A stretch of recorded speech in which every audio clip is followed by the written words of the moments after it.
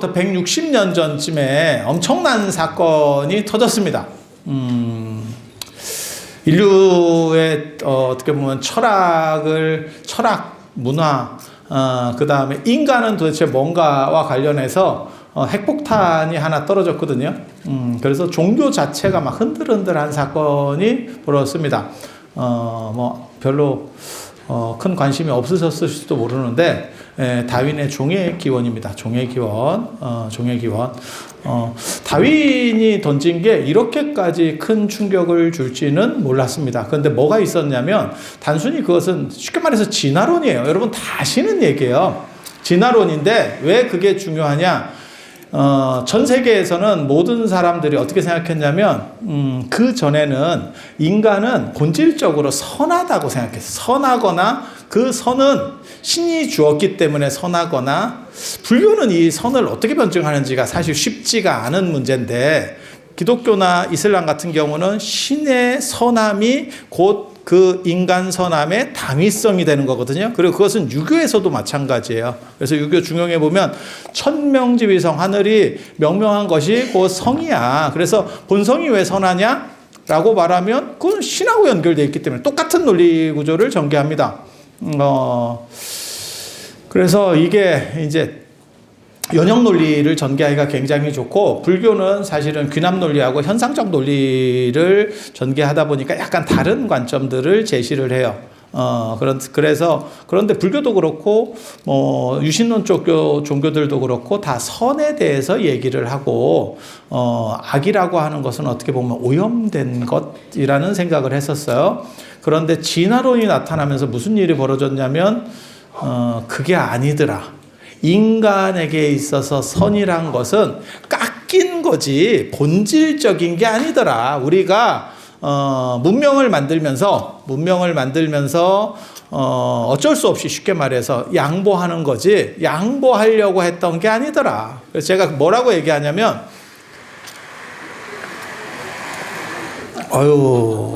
기관총을 쏘는구만. 제가 그런 얘기해요. 바닷물은 왜 짠가? 맷돌이 들어서 짠데, 소금 나오는 맷돌이 들어서 짠데, 그거 굉장히 재밌는 얘기거든요. 왜 바닷물이 짜냐면, 민물과 바닷물의 원래 염도는 처음에는 같았습니다. 하지만 땅에 있는 염분들이 물에 의해서 쓸려 내려가고 바다에서 농축되고 그 다음에 수증기로 증발할 때는 염분은 놔두고 수증기로 증발하고, 이게 반복되면서 민물은 싱거워지고 바닷물로 짠 게 모인 거예요. 그러니까 바닷물이 짜진 거는 사실은 어떻게 보면 누적된 가치지 본래적인 가치가 아니고, 그리고 인간도 마찬가지라고 생각할 수 있어요. 인간들 중에서 인간이 처음에 진화를 통해서 만들어졌을 때 50대 50, 선한 사람도 50%, 악한 사람도 50%라고 하면 무슨 일이 벌어지냐면, 양보하기 좋아하고 이타적인 사람은 조금 간빙기가 오거나 이렇게 먹고 살기 힘들 때 되면, 간빙기나 빙하기 중에서 센 거 오잖아요. 지금 북극이나 남극보다 추웠을 걸로 추정을 합니다. 그래서 인류가 한 6천 명 남았을 때도 있다. 이런 얘기가, 아니 과학자들이 하는 얘기예요. 그랬을 때 양보하기 좋아하는 사람이야. 나는 다른 사람을 위해서 양보하는 선한 사람이야. 다 죽었습니다. 선종자는, 그 50%의 선종자는 다 죽고, 기회만 되면 뒤통수 까고 이런 사람들만 남은 게 우리 조상입니다. 그게 진화론이 말하는 거예요. 이거 굉장히 충격적인 거거든요. 그래서 뭐라고 얘기하는 거냐면, 프로이드가 나와서 인간은 이드, 인간의 내면에는 이드, 쉽게 말해서 성적인 거나 이렇게 좀 문제 있는 것이 인간의 본질이다. 그리고 도덕적인 것들은 사실은 어떻게 보면 깎여서 문화적으로 학습된 거다라고 얘기하는 거예요. 그래서 그때 얘기되는 게 오이디푸스 컴플렉스, 엘렉트라 컴플렉스. 그러니까는 남자애는 엄마 쪽하고 이렇게 좀 19금, 여자 쪽은 아빠하고 19금, 뭐 이런 생각들이 있다더라 라고 하는 게 프로이드입니다. 고전 심리학에서 프로이드. 그래서 인간은 동물이다 라고 주장을 하는 거예요. 사실 그게 그 기초가 어디에서 완성이 되는 거냐면 아이디어가 다윈의 진화론입니다. 그리고 똑같은 식의 생각을 이 세상에서도 해요. 이 세상에서는 아담과 이브 에덴 동산은 되게 좁은 거 아니었을까? 그들은 그렇게 생각했어요. 좋았으면 나왔겠냐? 뭐 그런 생각이 들긴 하는데 그들은 그렇게 생각해. 그리고 동아시아에서도 예전에 요임금 순임금 때가 이상세계다. 어떻게 보면 태평가 부르는 시절이야. 그래서 먹고 살기 좋고 좋은 시절 아니냐? 라고 얘기하는 게 있고 유럽에서도 금의 시대, 은의 시대, 동의 시대, 철의 시대 이렇게 해서 점점 시대가 안 좋아진다라고 생각했어요.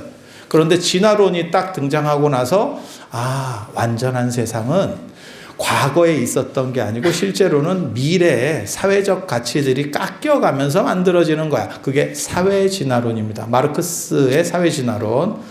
이게 굉장히 관점이 달라진 거예요. 그러니까 두 가지 차이가 있는 거예요. 하나는 우리는 완전하고 선한 존재인 줄 알았더니 진화론이 나온 뒤에 인간은 동물 중에서 진화가 잘된 놈인 것 뿐이더라. 그리고 우리가 알고 있는 선함이라고 하는 것은 실제로는 가장된 거다. 지금도 마찬가지예요. 내가 이기적인 행동을 할 수도 있고 이타적인 행동을 할 수도 있어. 그런데 이타적인 행동을 해. 그래서 예를 들어서 다른 사람을 내가 여력이 있으면 좀 도와주고 잘해주고 뭐 이렇게 해. 연예인이라고 생각을 해보세요. 그런데 그 사람이 뭔가 약간 이슈가 터지면서 몰리게 됐어. 그때 그게 이제 속칭 말하는 까방권, 까임 방지권을 형성하게 됩니다. 그러니까 그 사람에 대해서는 안 좋은 얘기가 있어도 좀 지켜보자라고 하는 여론으로 흘러가요. 그러면 그 사람이 했던 이타행이 과연 진짜 본질적 이타행이냐? 아니면 이기의 또 다른 모습이냐? 라고 하는 논점이 되는 거예요. 그러니까 고등한 이기주의 아니냐? 실제로는 마치 뭐하고 똑같은 거냐면 대통령 후보들 나올 때 봐봐. 국가와 민족을 위해서 나오는 거잖아요. 당신의 사리사욕은 1도 없어. 국가와 민족을 위해서 어쩔 수 없이 나오는 거야. 그런 분들이 지금 다 나와서 정치를 하시잖아. 아니 맞잖아. 뭐 해먹으려고 나왔겠어 설마? 다 국가와 민족을 위해서 나오신 분들이지. 똑같은 거예요. 그렇게 이타를 주장하지만 실제로는 그것은 또 다른 이기랑 연결되어 있고 그것은 더 고등한 이기주의일 수 있다.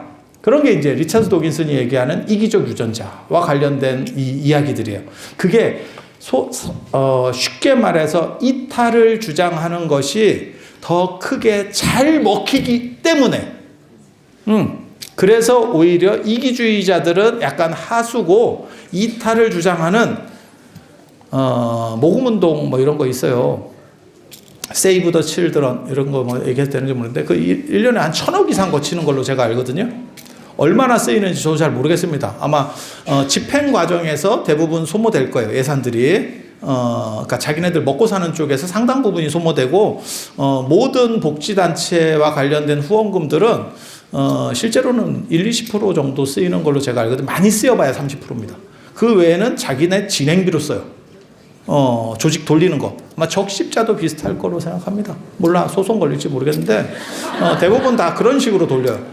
모든 그 기부금 받는 데들이 그런데 1,000억을 모금을 한다고 생각을 해봐. 순수익이에요. 1,000억이 거의 순수익이 나오는 거야. 기업으로 1,000억을 순수익을 떼기 위해서는 1조 원 정도의 매출이 올라와도 될까 말까입니다. 왜? 요즘 뭐 엔비디아나 이런 거는 미친 수익률을 거두고 있는데 일반적 제조업 기업들은 5%도 쉽지 않아요. 현실이. 그런데 10%를 남긴다라고 하면 야 그거 대단한 겁니다. 1조짜리 기업이에요. 그걸 유니콘 기업이라고 합니다. 그런데 그들은 어떻게 1조를 모을 수 있느냐? 공공성, 그 다음에 복지, 남을 위해서 도와준다라고 하는 이타성을 강조하면서 더 크게 베팅이 들어가는 거죠. 그걸 이기성으로 자연 스님한테 주세요라고 하면 야, 그게 뭐 얼마나 오겠어. 그러니까 그거를 더 키우는 거죠. 그게 과연 이타냐에 대해서는 생각을 해봐야 돼. 그게 진정한 이타냐? 이타는 도대체 뭔가에 대해서도 생각을 해봐야 되거든요. 그래서 다윈이 진화론을 얘기한 뒤에 인간이 선하다는 생각에 엄청난 충격파가 오게 됩니다. 그래서 본질적으로 선하다. 안 그러면 본질적으로 완성되어 있다. 그거를 본유론, 진상심이라고 하거든요. 조금 어려운 용어를 쓰면 진상심이라고 하는데, 그러니까는 완전성이 갖추어져 있는 본래 본질적인 나에게 있는 것이라는 개념인데, 그것이 진짜 존재하느냐? 그것은 믿음의 문제 아니냐? 어떻게 그것을 객관적으로 네가 규명할 수 있느냐? 실제로 이 논점이 불교에서도 있었어요. 그게 열애장 사상 나올 때 열애장, 부처님이 될 수 있다라고 하는 것을 네가 어떻게 증명할 수 있느냐라고 하면 그때 주장한 거는 성언양이었습니다. 성언양. 부처님께서 그렇게 말씀하셨으니까 그렇게 믿는 거예요. 마치 뭐하고 똑같은 거냐면 극락이 있는지 네가 어떻게 아느냐? 객관적으로 그걸 증명할 수 있느냐? 부처님이 말씀하셨으니까 뭐하고 똑같은 거냐면 이 세상에 블랙홀이 있다고 얘기하잖아요. 근데 블랙홀을 우리가 봤어. 네가 봤어. 내가 봤어. 그러면 어떻게 아느냐? 그걸 연구하는 사람들은 인지를 하는 거죠. 그러니까 블랙홀 중심에서 블랙홀이 있을 걸로 추정되는 데서 빛의 변화라든지 굴절 각도라든지 이런 게 달라지는 거예요. 그래서 저번에 망원경으로 블랙홀을 찍었다라는 말도 나오기까지 그렇게 되는 거죠. 하지만 사진으로 찍은 게 조작 아니냐 해버리면 끝이에요. 단 그것이 신뢰할 수 있는 기관에서 했기 때문에 우리는 믿는 거죠. 그거를. 나도 나가서 내가 슈퍼맨이 돼서 아이언맨이 돼서 그걸 내가 보고 와야지 사실은 가장 정확한 건데 그게 안 되니까 나보다 능력 있는 분들이 말씀하신 거를 믿는 거죠. 사실 극락이라든지 열애장이 존재한다라고 하는 것도 그렇게 믿어야 된다라고 말하는 거예요. 그래서 대승불교에서의 가장 큰 특징 중에 하나가 뭐냐면 이 믿음에 대한 문제를 상당히 끌어올린다라고 하는 부분이 있어요. 그래서 사실 인도 불교가 이 문제를 완전히 해결할 수 있는지 잘 모르겠습니다. 그거는 등현 스님한테 물어보면 되게 좋을 것 같아요. 나는 그게 쉽지 않을 거라고 생각하거든요, 사실은. 근데 중국 불교는 재밌게도 이 문제를 해결했어요. 해결했어요. 그래서 중국 불교는 진화론과 충돌하지 않습니다. 그게 제가 이번에 쓴 책에 나오는 내용들인데 당나라 때부터 벌써 그 얘기가 나와요. 당나라 때부터. 그게 이제 해능 스님. 지금 오늘 우리가 이 금강경을 하게 되는 이유도 사실은 해능 스님이라고 하는 분이 육조 혁명이라고 합니다. 저는 그 얘기 되게 좋아하거든요. 혁명은 어디서 오는지 아세요? 자기로부터 혁명 뭐 이런 얘기 하는데 사실은 조금 어려운 얘기고 변방에서부터 혁명은 오는 거예요. 그래서 광동성이라고 하는 찌리한 데서 마음혁명이라고 하는 게 일어나는 거죠. 그래서 네 마음만 한 바퀴 돌리면 이렇게 관점만 딱 돌리면 그러면 깨달음이 곧 너에게 있어. 그 자체로 너는 곧 깨달은 사람이 될 수 있어 라고 하는 거거든요. 깨달음이나 열반이나 해탈 제가 이런 단어들 그렇게 좋아하진 않습니다. 왜? 이게 애매어라고 생각하기 때문에 개념이 뚜렷하지 않다라고 생각하는 거예요. 행복이라는 단어도 개념이 조금 뚜렷하지 않습니다. 행복하면 다 알아는 듣지만 그 행복에 대한 정의를 해보세요. 이러면 쉽지 않아. 네. 그래서 저는 이 깨달음이라고 하는 것을 완전한 자유 이렇게 정의를 하거든요. 그러니까 어디에도 걸림없고 자유스러운 것 이런 거 원하지 않으세요? 저는 제가 어렸을 때부터 제가 이 길로 들어선 이유 중에 하나가 제가 박사 논문도 8개 중에 4개가 선과 관련된 걸 가지고 박사 논문을 썼어요. 그런데 왜 이 길로 들어섰느냐? 나는 자유롭고 싶었어. 나 그리고 행복하고 싶었어. 그래서 지금도 나는 그냥 하고 싶은 대로 하면서 살아. 행복 만족도 무지하게 높죠. 이렇게 사는 거예요. 재밌게 사는 거예요. 그래서 저는 재밌게 사는 것들을 되게 좋아합니다. 그리고 규정 지어지는 거에 대해서 상당히 비판적으로 봐요. 그러니까 어떻게 해야 돼 라고 하는 거에 대해서 상당히 비판적이거든요. 그래서 자유라고 하는 거, 완전한 자유를 강조하는데, 여러분도 그런 자유를 원하지 않으세요? 그랬으면 좋을 것 같지 않아? 나도 그래. 나도 그래. 그래서 이 자유와 관련해서 두 가지 논점이 나와요. 지식이라고 하는 것은 무엇이냐라고 할 때 경험한 것이 지식이냐? 그래서 선불교에서 그런 얘기 많이 합니다. 냉온자지라고, 차고 더운 것은, 차고 더운 물은 마셔봐야 안 돼요. 그래서 경험한 것만 실제고 경험하지 않은 것은 허상일 수 있대. 개인적으로 제가 그런 얘기하는 사람들을 무식하다라고 얘기를 하죠. 무식하다라고. 인류 문명이 고등화되면 그건 원시 사회에 해당하는 거고, 인류 문명이 고등화되면 경험하지 않은 부분이 훨씬 더 많아요. 경험한 것보다. 일론 머스크가 화성을 갈 거니까, 야, 그거 경험으로 하는 거 아니다. 계산으로 하는 거다. 우리가 쓰고 있는, 쉽게 말해서 휴대폰, 컴퓨터, 다 계산의 결과물이지 경험의 결과물이 아니에요. 경험의 결과물은 원시 사회가 경험의 결과물인 거예요. 그래서 그런 얘기를 주로 하시는 분들이 대부분 경험적 지식을 선호하시는 분들이, 제가 늘상 얘기할 때는 뭐라고 하냐면, 가방끈 짧은 사람들이 자기가 경험한 걸 맹신하더라 라고 얘기합니다. 그리고 사람들이 왜 경험에 대한 지식을 강조하냐면, 경험한 것은 잊지 않기 때문에. 그러니까는 쉽게 말해서 내가 어디를 가봤어, 뭘 경험해봤어, 뭘 해봤어 라고 하면 잊어지지 않는데, 거짓말이고요. 경험한 것도, 여러분 성지순례 가보시면, 저 따라서 가보시면, 아유 이렇게 왔구만 이러면서 절 다 하고, 다음에 비슷한 데 와도 새롭습니다. 경험해도 모릅니다. 저는 개인적으로 제가 여러분들을 성지순례 모시고 다니면서 굉장히 감사하게 생각하는 게, 저는 설명을 해야 되기 때문에 다 외우거든요. 이걸 줄줄줄 외우거든요. 제 특징이 대본 없이 하잖아요. 그러니까 그냥 그거는 익숙하게 외워질 때까지 돌리는 거예요. 그리고 야외에서 설명하는 게 훨씬 힘들어, 사실은. 왜? 야외의 끊임없는 변수들 속에서 내가 기억한 거를 쪽쪽쪽 뽑아줘야 되고, 이 사람들의 반응을 보면서 그 수위를 조절해야 돼. 이게 이제 제가 얼마나 먹고 살기 힘들었는지를 잘 보여주는 표상인데, 그런데 덕분에 저는 많이 외울 수 있게 됐어요. 여러분 덕분에. 하지만 여러분들은 제 설명을 들어도 지나고 나면 까먹어요. 지나고 나면 까먹어. 그게 더 감사해요. 한 번에 듣고 다 기억하면 우리는 뭐 하나 싶죠.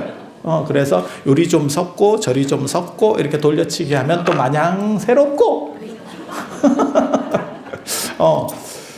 자, 그렇게 경험한 거라 그래서 꼭 100% 내가 죽을 때까지 기억하고 가느냐? 절대 그렇지 않습니다. 절대 그렇지 않습니다. 친척들 여러분들 생각해 보세요. 어렸을 때 친하게 지냈던 친척들 있습니다. 대가족 문화에서 시작했잖아, 우리가. 그러다가 지금 핵가족으로 지금 이렇게 지금 살고 있잖아. 그 친척들 이름 기억 다 납니까? 나는 사람도 있고 안 나는 사람도 있죠. 나랑 한 방에서 진짜 뒹굴던 사람들도 기억이 잘 안 납니다.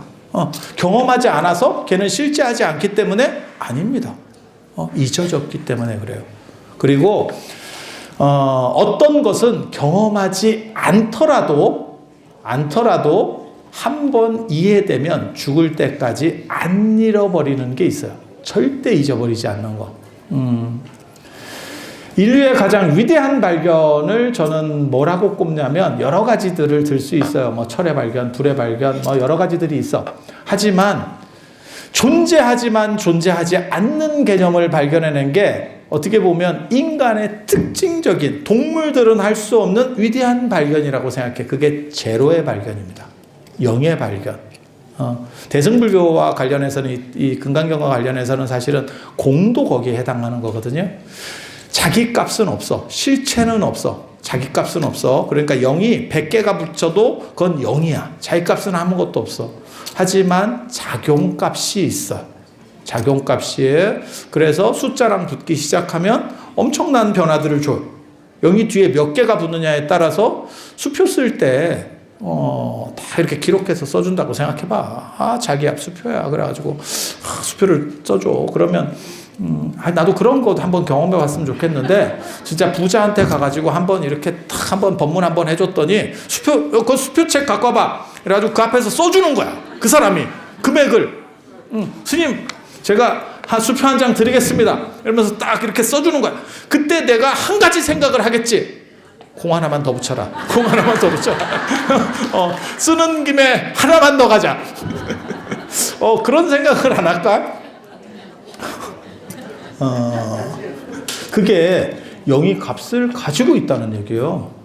그래서 저는 사실 인도를 내가 별로 대단하게 안 보거든. 사실은 제가 인도를 약간 까는 스타일이잖아. 며칠 뒤에 이제 인도 가야 되는데, 인도 나 가긴 싫다니까 힘들어. 갔다 오면 사람 죽을 것 같고. 그래서 그렇게 하는데, 인도인들 아니면 영을 발견해낼 수 있었을까에 대해서는 진짜 대단하다는 생각이 들어요. 그래서 인류가 영을 발견했다라고 하는 것은 곱하기 나누기도 굉장히 어려운 개념이에요. 사실은 더하기 빼기 곱하기 나누기가 전부 개념입니다. 우리가 경험하는 거냐? 경험하는 게 아니에요. 머릿속으로 개념을 잡는 거예요. 그리고 영도 개념이에요.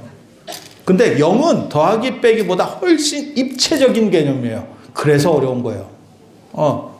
아마 제가 그런 얘기 들었거든요.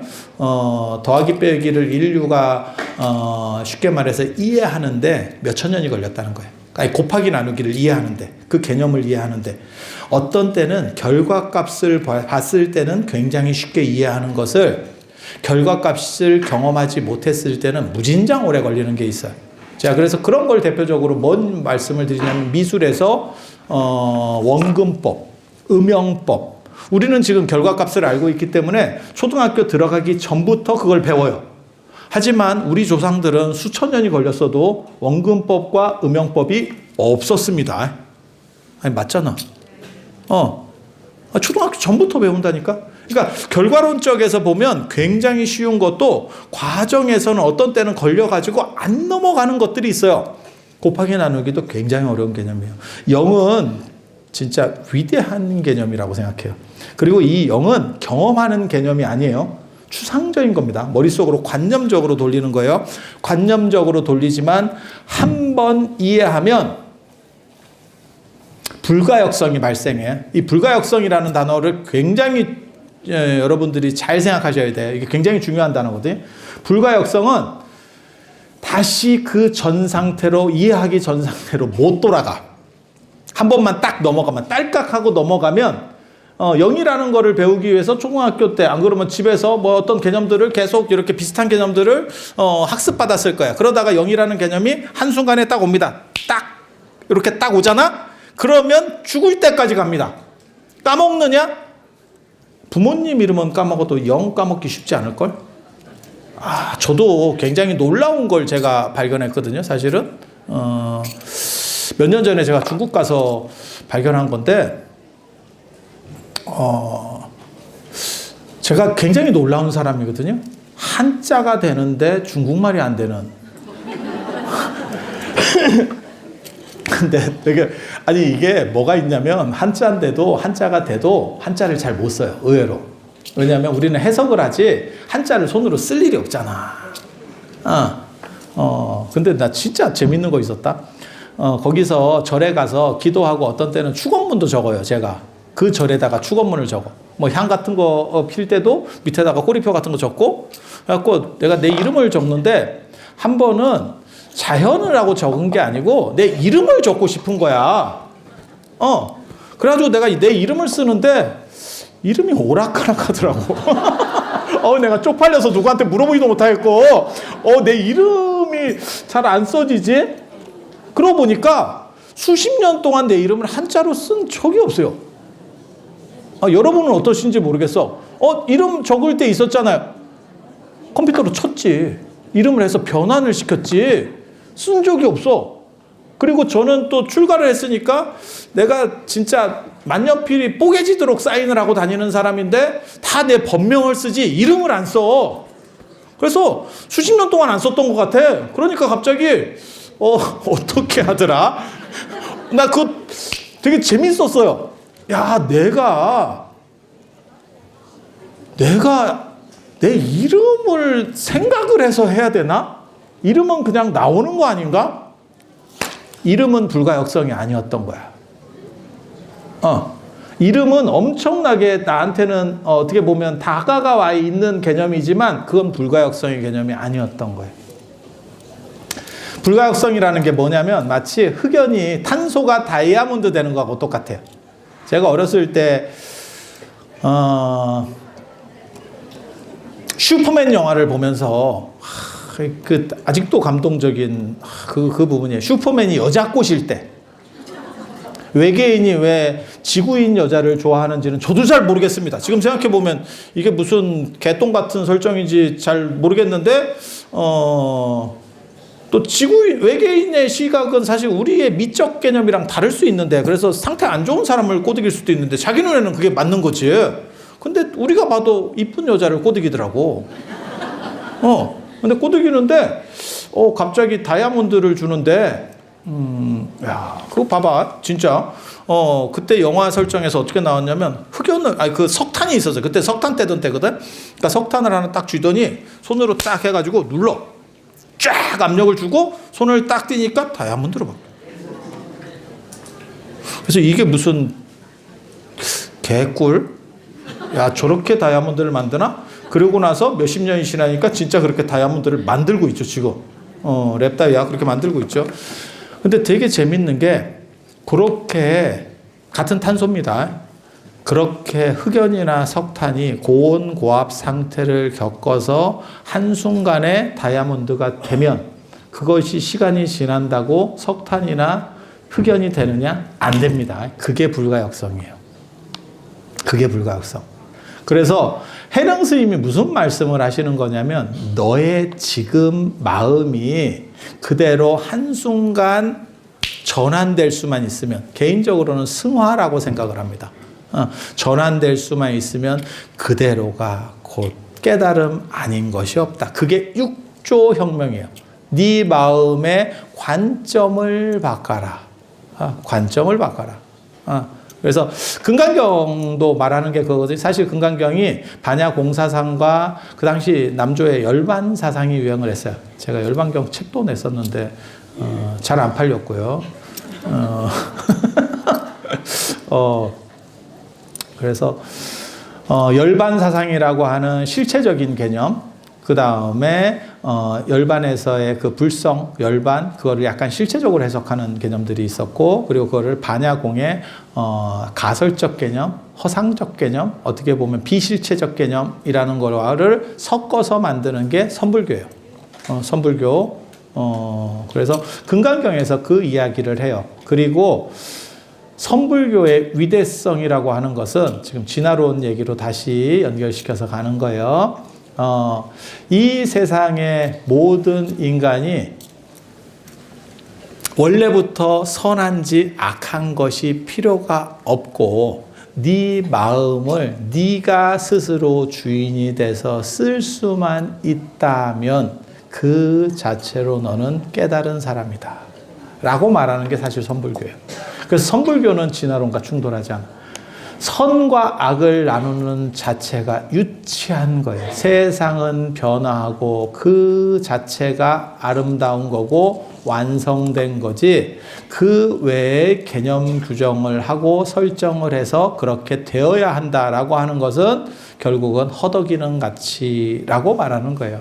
그게 동아시아의 어떻게 보면 선불교에서 말하려고 하는 거예요. 그러니까 어떤 거냐면 선이라고 하는 것이 정해져 있고 아니면 완전이라는 것이 정해져 있고 나는 불완전하기 때문에 계속 깎아서 내가 그렇게 가려고 한다. 그러니까 생각을 해보세요. 화강암 덩어리가 큰 게 있어. 그거를 김대성이 보고 석굴암을 만들려고 하는 거야. 지금 석굴암 본존부를 내가 만들려고 하는 거야. 그것을 아주 정교하게 잘 깎아낸 게 석굴암이에요. 석굴암. 그렇게 깎아낸다라고 하는 것은 너무 어려운 개념이에요. 너무 어려운 개념. 그런데 선불교에서는 뭐라고 얘기하면 그리고 그렇게 깎여봐야 결국은 마모돼요. 지금 우리는 왜 석굴암에 못 들어갑니까? 마모되니까. 마모되니까. 그거 보존하려고. 그런데 석탄이 다이아몬드가 되면 마모도 없습니다. 마모도 없습니다. 그리고 그것은 무너지지 않는 가치로 바뀌는 거예요. 그리고 그것은 순간입니다. 석탄이 다이아몬드가 될 때 계속 이렇게 가다가 어느 순간에 딱 바뀌어버리는 거거든요. 조금씩 다이아몬드로 이렇게 무슨 뭐 설탕물에다가 이렇게 실르면 설탕이 이렇게 뭉치듯이 그렇게 되는 거 절대 아닙니다. 별사탕 만들듯이 그렇게 되는 가치가 절대 아니에요. 그것은 한순간에 일어나는 가치고 그 다음에 다시는 되돌릴 수 없는 가치예요. 그리고 그것은 생각의 가치지 현상의 가치가 아니에요. 그래서 선은 화두라고 하는 거를 뭐 잡고 어쩌고 하는데 제가 보기에는 그게 아니고 그런 화두 같은 언어를 통해서 그 사람의 관점을 환기시켜 주는 거예요. 그래서 제가 송나라의 그 화두선, 대종고의 화두선에 대해서 강력하게 비판하는 사람이거든요. 당나라, 선의 황금기인 당나라 때는 화두가 만들어졌지 그 사람들의 행동 자체가 화두인 것뿐이지 화두선은 없었습니다. 화두를 잡고 있는다는 것 자체가 송나라의 관료주의적인 어떤 특징을 잘 보여주는 거예요. 그래서 그 화두라는 건 무엇이냐? 인식이 전환하는 계기. 이거를 제가 전에 그런 말씀 드렸어요. 이거를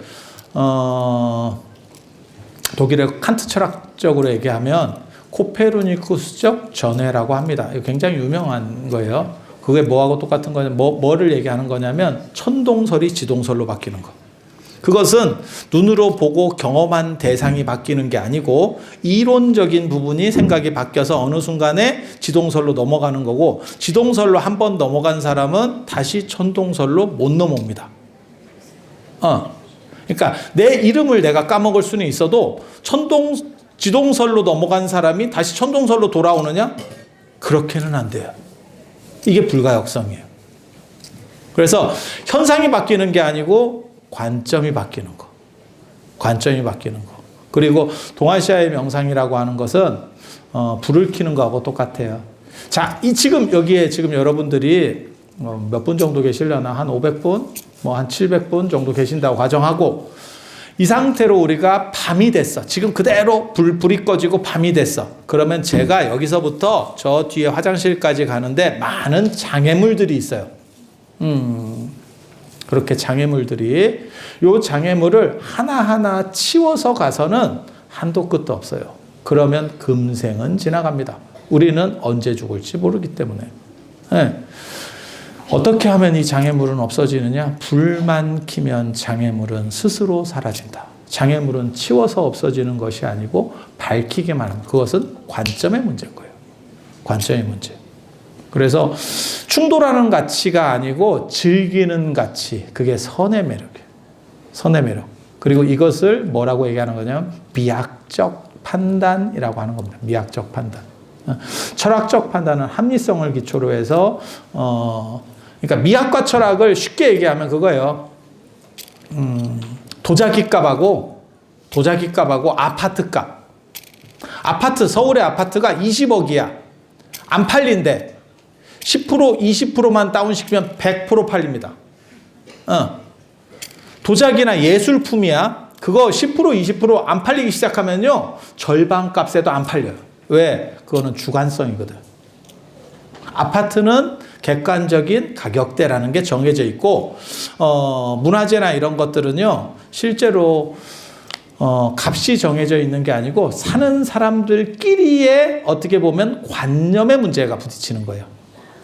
그래서 어떤 사람에게는 100억일 수도 있고 어떤 사람에게는 0원일 수도 있어요. 실제로. 그거는 뭐하고 똑같은 거냐면 아버님 유품과 같은 거예요. 그 사람에게는, 그 자식에게는 무진장 중요한 거고 그것은 돈으로 따질 수 없는 가치가 있는 거고 다른 사람에게는 이게 뭔데가 시전될 수 있는 거예요.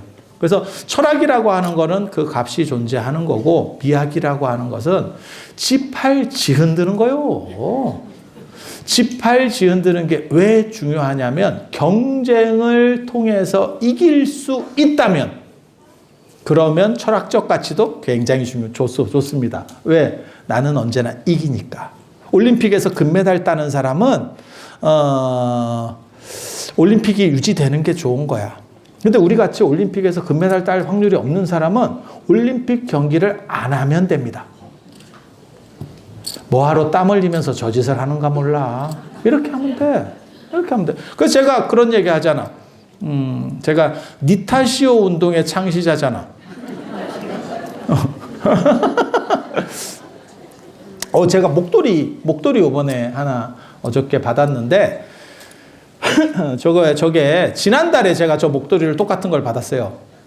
받았어. 지금 목도리 있는데 똑같은 걸 받았어. 근데 하루 찼거든요.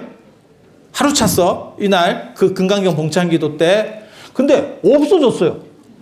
나도 어떻게 없어졌는지를 모르겠어. 왜? 월정사에서는 목도리를 계속 차고 있거든. 없어졌어. 분실했어.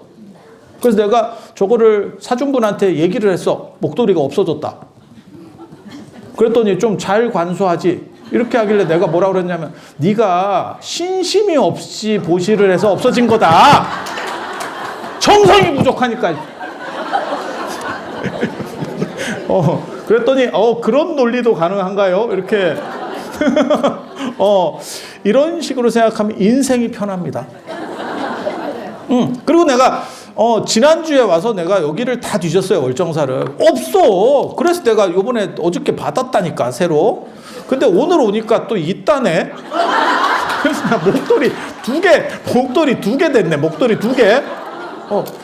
이게 니타시오를 시전하면 이 세상에 스트레스는 없어요.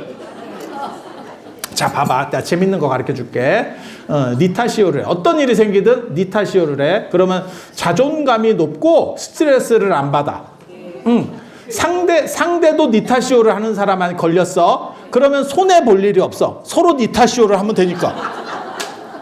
상대는 중립을 쓰는 사람이 걸렸어. 그러면 나는 니타시오를 하고 상대는 중립이니까 내가 이익을 보는 거야. 나는 손해를 안 봐.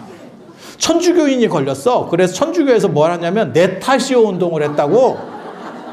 그러다 이제 화병 걸려서 뒤져요. 결국은. 그래서 네타시오 하는 놈하고 걸렸어. 나는 니타시오를 하고 네타시오 하는 놈. 아구가 딱 맞네. 그래 니타시잖아. 네 원대로 해줄게. 그게 바로 미학이에요. 미학적 가치라고 하는 게 인생을 행복하게 만드는 겁니다. 그래서 철학적 가치로 살 수 있어. 그것은 경쟁에서 이길 때만 가능한 가치입니다. 그리고 미학적 가치라고 하는 것은 여러분처럼 지금은 여러분이 경쟁에서 이기기는 쉽지 않아요. 경쟁이 쉽지 않아. 현역이 아니라고. 현역이 아니라고. 그래서 그럴 때는 어떻게 행복할 수 있느냐? 미학적 가치로. 그래서 선이라고 하는 것은 관점을 전환시켜서 한 방에 마치 흑연이 다이아몬드가 되는 것처럼 그걸 도노라고 합니다. 도노. 한 방에 한 방. 그리고 그 판단이 계속 유지되는 것을 불가역성이라고 합니다. 그게 깨달음이에요. 그리고 그렇게 사는 사람은 인생이 재밌어요. 재밌어.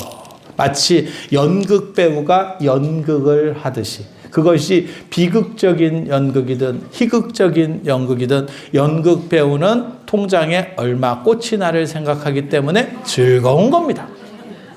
망하면 누가 망합니까? 제작사가 망합니다. 놀랍죠? 이게 어떻게 보면 선이 말하려고 하는 행복 가치예요. 그리고 그것은 끊임없이 변화하는 거고 실체가 없는 거고 그리고 우리는 그 변화를 타고 가는 겁니다.